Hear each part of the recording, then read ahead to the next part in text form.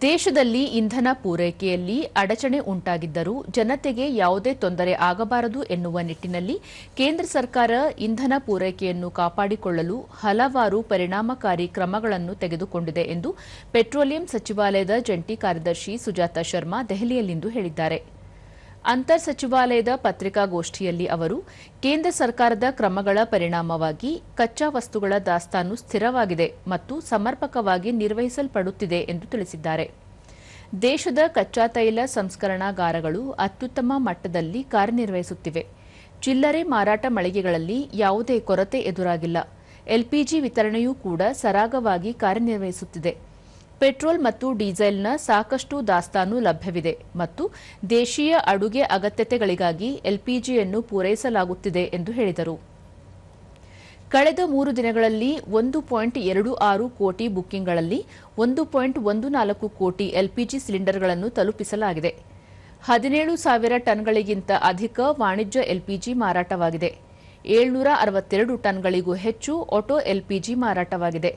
ಹೆಚ್ಚುವರಿಯಾಗಿ ಇದೇ ಅವಧಿಯಲ್ಲಿ 1.40 ಲಕ್ಷಕ್ಕೂ ಹೆಚ್ಚು 5 ಕೆಜಿ ಸಿಲಿಂಡರ್ಗಳನ್ನು ಮಾರಾಟ ಮಾಡಲಾಗಿದೆ ಮತ್ತು ತೈಲ ಮಾರುಕಟ್ಟೆ ಕಂಪನಿಗಳು ಸುಮಾರು 93 ಶಿಬಿರಗಳನ್ನು ನಡೆಸಿದ್ದು ಈ ಸಮಯದಲ್ಲಿ 2,100ಕ್ಕೂ ಹೆಚ್ಚು ಸಿಲಿಂಡರ್ಗಳನ್ನು ಮಾರಾಟ ಮಾಡಲಾಗಿದೆ ಎಂದು ಮಾಹಿತಿ ನೀಡಿದರು.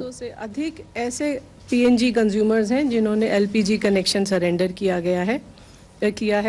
C3C4 मॉलिक्यूल्स पेट्रोकेमिकल, फार्मा और पेंट इंडस्ट्री के लिए जो सेल हुआ है वो 1 मई से लेकर अब तक 4600 टन प्रोपिलीन और 1700 टन ब्यूटाइल एक्रिलेट है. एनफोर्समेंट एक्शन भी लगातार किया जा रहा है और पिछले 3 दिनों में लगभग 1500 रेड या इंस्पेक्शन की गई हैं और अभी तक क्यूमुलेटिवली OMCs के द्वारा 382 डिस्ट्रीब्यूटर्स पर पेनल्टी लगाई गई है और 76 डिस्ट्रीब्यूटर्स को सस्पेंड भी किया गया है. ರಸಗೊಬ್ಬರ ಇಲಾಖೆಯ ಹೆಚ್ಚುವರಿ ಕಾರ್ಯದರ್ಶಿ ಅಪರ್ಣಾ ಎಸ್ ಶರ್ಮಾ, ದೇಶದಲ್ಲಿ ರಸಗೊಬ್ಬರ ದಾಸ್ತಾನಿನಲ್ಲಿ ಯಾವುದೇ ಸಮಸ್ಯೆ ಇಲ್ಲ. 2026ರ ಮುಂಗಾರು ಋತುವಿನಲ್ಲಿ ಕೃಷಿ ಮತ್ತು ರೈತ ಕಲ್ಯಾಣ ಇಲಾಖೆಯಿಂದ ನಿರ್ಣಯಿಸಲಾದ ರಸಗೊಬ್ಬರದ ಪ್ರಸ್ತುತ ದಾಸ್ತಾನು ಸ್ಥಿತಿಯು 51%ಕ್ಕಿಂತ ಹೆಚ್ಚಾಗಿದೆ ಎಂದರು. ಪ್ರಮುಖ ರಸಗೊಬ್ಬರಗಳ ಗರಿಷ್ಠ ದರ ಬದಲಾಗದೆ ಉಳಿದಿದೆ. ಬಿಕ್ಕಟ್ಟಿನ ಪರಿಸ್ಥಿತಿಯ ನಂತರ ಒಟ್ಟಾರೆಯಾಗಿ 97 ಲಕ್ಷ ಮೆಟ್ರಿಕ್ ಟನ್ ರಸಗೊಬ್ಬರಗಳನ್ನು ಲಭ್ಯತೆಗೆ ಸೇರಿಸಲಾಗಿದೆ ಎಂದು ಹೇಳಿದರು. The fertilizer stock is comfortable and the MRP of major fertilizer remains very much the same. The domestic production and import of fertilizer after the crisis period has been 76.78 has been the domestic production.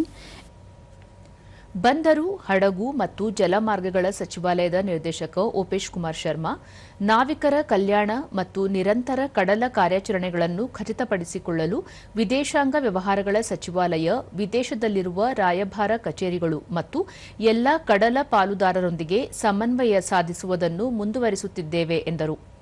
ಈ ಪ್ರದೇಶದ ಎಲ್ಲಾ ಭಾರತೀಯ ನಾವಿಕರು ಸುರಕ್ಷಿತವಾಗಿದ್ದಾರೆ.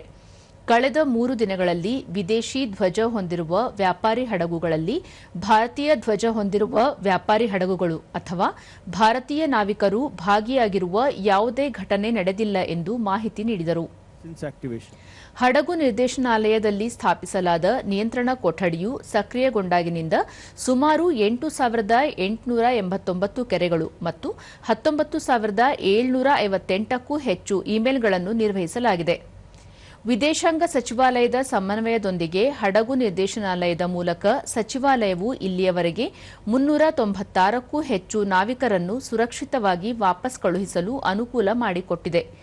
ಇದರಲ್ಲಿ ಕಳೆದ 24 ಗಂಟೆಗಳಲ್ಲಿ 27 ಮತ್ತು ಕಳೆದ 72 ಗಂಟೆಗಳಲ್ಲಿ ಗಲ್ಫ್ನಾದ್ಯಂತ ವಿವಿಧ ಸ್ಥಳಗಳಿಂದ 77 ನಾವಿಕರು ಸೇರಿದ್ದಾರೆ.